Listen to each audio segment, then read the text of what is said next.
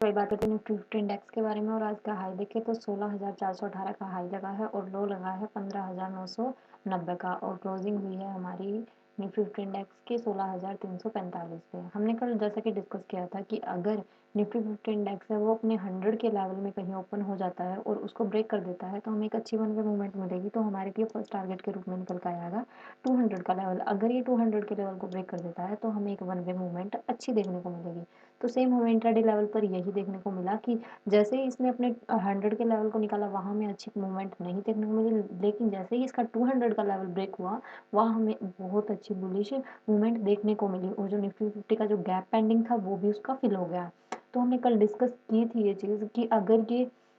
इस लेवल को निकाल देता है यानी इसी जोन में कहीं ओपन हो जाता है तो जो निफ्टी 50 का जो गैप पेंडिंग है वो अच्छे से फिल होते हुए हम देख सकते हैं। तो हमने उस गैप को आज बहुत अच्छे से फिल होते हुए देखा। अब जो हमारे लिए टारगेट निकल कर आ रहा है, अगर इंडेक्स कल इसी जोन में ओपन होकर एक बाइंग को कंटिन्यू करता है यानी एक बुलिश कैंडल बनाता है, लेकिन हम इतनी अच्छी हमारे लिए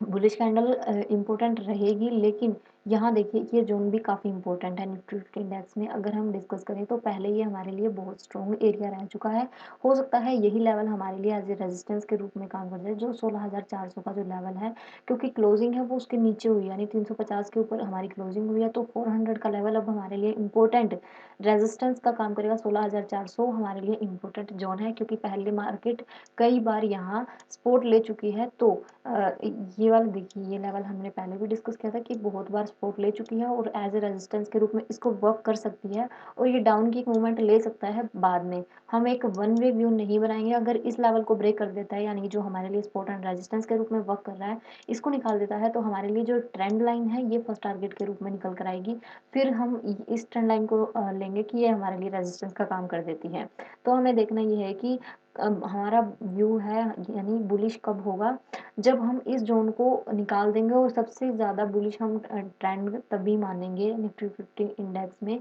जब इस ट्रेंड लाइन को ब्रेक करने के बाद और एक रीचेक करने के बाद अच्छा रीचेक करें और फिर निकले, तो हम एक अच्छी मूवमेंट अप साइड की तरफ वन वे देख सकते हैं। अब हम डिस्कस कर लेते हैं निफ्टी 50 इंडेक्स हमने देख लिया है, अब हम रिलायंस सेक्टर को भी देख लेते हैं और टीसीएस सेक्टर को साथ साथ स्टडी कर लेते हैं क्योंकि हम इन स्टॉक्स को भी अपने साथ देखते हैं। अब देखिए रिलायंस सेक्टर को डिस्कस करें तो रिलायंस सेक्टर में भी सेम यही सिचुएशन बनी हुई है। ये देखिए ये 2 बार 2 टाइम्स इसने टच ले लिया है और कैंडल में देखिए आज बहुत ज़्यादा अच्छी बुलिश कैंडल हमें देखने को मिली है। ये कैंडल जो अगर हम डिस्कस करें इस लेवल को तो 2182 का जो हमारा लेवल है यानी 2200 को ब्रेक करने के बाद इसने इस लेवल से एक अच्छा, अगर हम बात करें रिजेक्शन कैंडल के साथ बुलिश कैंडल बनी है और आज की तो हमें रिलायंस सेक्टर में कहीं भी निकलने का मौका नहीं दिया। बहुत अच्छी मूवमेंट वन वे देखने को मिली है क्योंकि जो इसने एक बार अपना फर्स्ट कैंडल पे जो लो लगाया था उसको कहीं भी इसने ब्रेक नहीं किया। तो हमारे लिए बहुत अच्छी मूवमेंट रिलायंस सेक्टर में रिलायंस स्टॉक में हमें देखने को मिली है। और सबसे अच्छी चीज़ है कि जिस लेवल पे ये देखिए 2180 के ऊपर इसने पहले भी रजिस्ट किया था और इसी लेवल को इसने फिर से एज ए सपोर्ट के रूप में वर्क करके अपसाइड की मूवमेंट दी है। अब हमारे लिए इस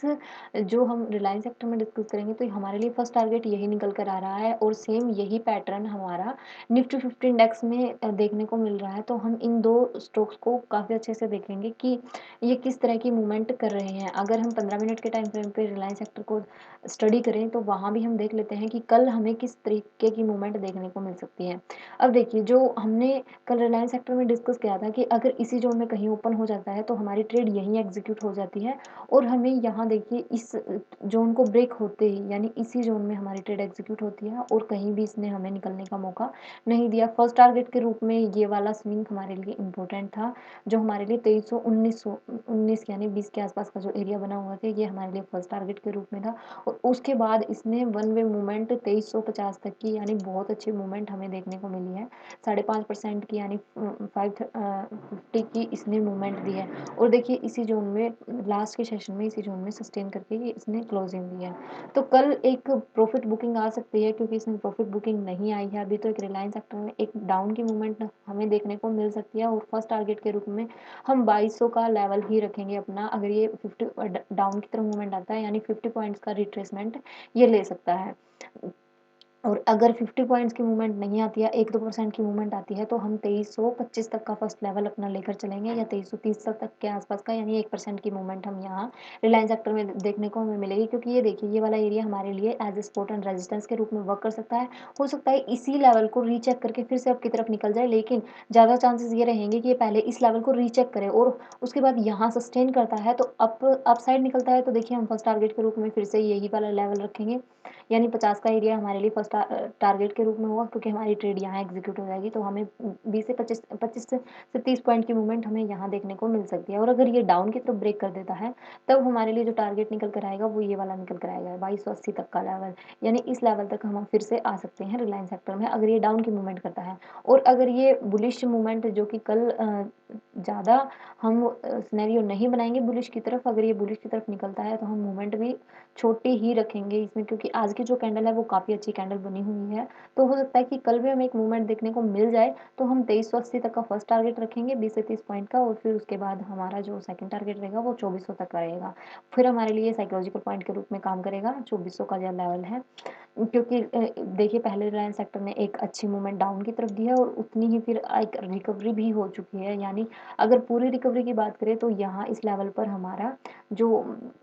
रिकवरी का जो सेशन है वो यहाँ इस लेवल पे आकर कंप्लीट हो जाता है। तो हमें इन लेवल्स को ध्यान रखना है रिलायंस सेक्टर में। अब हम टीसीएस को देख लेते हैं कि टीसीएस में देखिए कल एक अच्छी बुलिश कैंडल देखने को मिली थी हमें, आज जो हमें रिलायंस सेक्टर में यानी रिलायंस स्टॉक में जो इतनी अच्छी बुलिश कैंडल आज देखने को मिली है, वो कल इसमें टीसीएस में बनी हुई थी। और अब देखिए फिर उसके बाद आज भी जो कैंडल बनी है वो भी काफ़ी अच्छी कैंडल है, लेकिन इसने इस लेवल को यानी 3656 का जो लेवल है, इसी लेवल को इसने रजिस्ट कर दिया।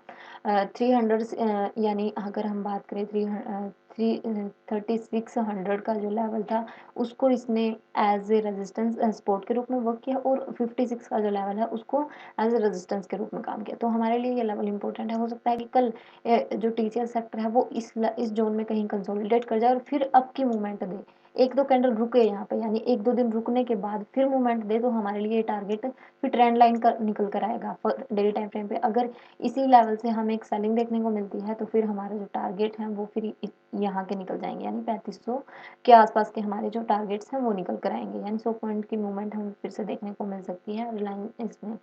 टीसीएस स्टॉक में। क्योंकि जब टीसीएस का जो बिहेव है हम उसको एक बार डिस्कस कर लेते हैं, 15 मिनट के टाइम फ्रेम पे हम डिस्कस करते हैं। एक बार हम ड्राइंग को रिमूव कर लेते हैं ताकि हमें अच्छे से क्लियर हो सारी चीज़ें।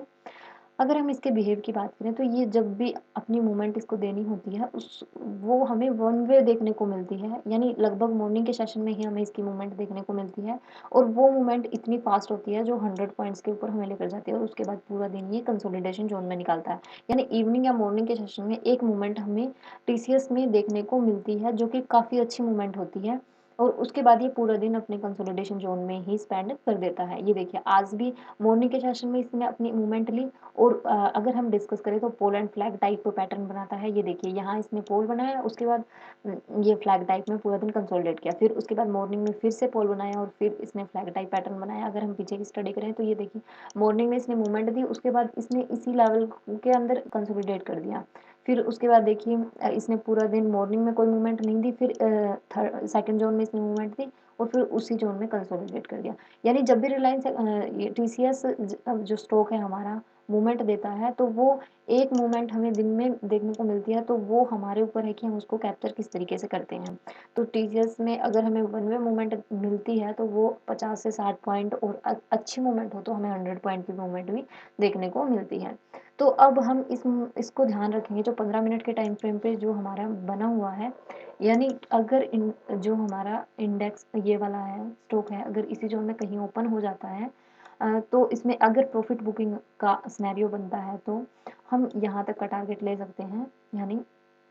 3500 का 3600 का फर्स्ट टारगेट लेकर चलिएगा, यानी जो आज का जो लो है वो हमारे लिए फर्स्ट टारगेट के रूप में आएगा। अगर यहीं किसी जोन में एक अच्छा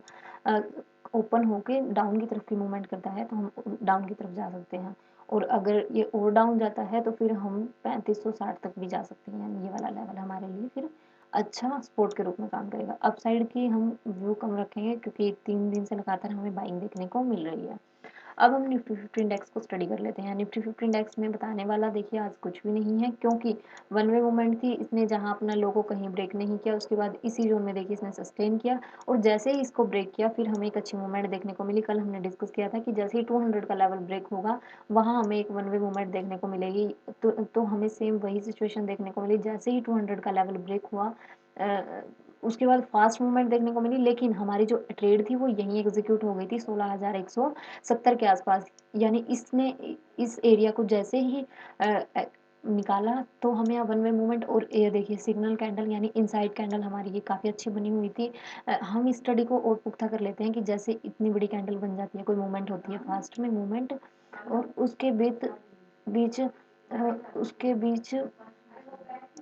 हमें इनसाइड कैंडल के ऊपर एक डिस्कशन कर लेते हैं। ये देखिए अगर एक कैंडल ऐसे बड़ी बनती है यानी कहीं से ब्रेकआउट होता है, जैसे इस लेवल से इसने ब्रेकआउट किया, ब्रेकआउट करने के बाद देखिए जो बड़ी कैंडल के इनसाइड में कोई भी ग्रीन कैंडल या रेड कैंडल बन जाती है और फिर जैसे ही इसका हाई ब्रेक होता है तो हमारे लिए अगर हम इस ट्रेड को नहीं पकड़ पाते तो इसका हाई जैसे ही ब्रेक होता है तब हमें वन वे मूवमेंट देखने को मिलती है। एक एग्जाम्पल के लिए हमने ये वाली ट्रेड देखने को मिली है, क्योंकि देखिए यहाँ इसने रेड कैंडल बनाई और इस कैंडल के बेस पे अगर हमारी देखिए यहाँ हमारी ट्रेड एग्जीक्यूट नहीं होती तो हम इस कैंडल के बेस पे अपनी ट्रेड एग्जीक्यूट कर सकते थे और हमें एक वन वे मूवमेंट देखने को मिली है। लगभग ये कैंडल हमारी वर्क करती है, ज़्यादातर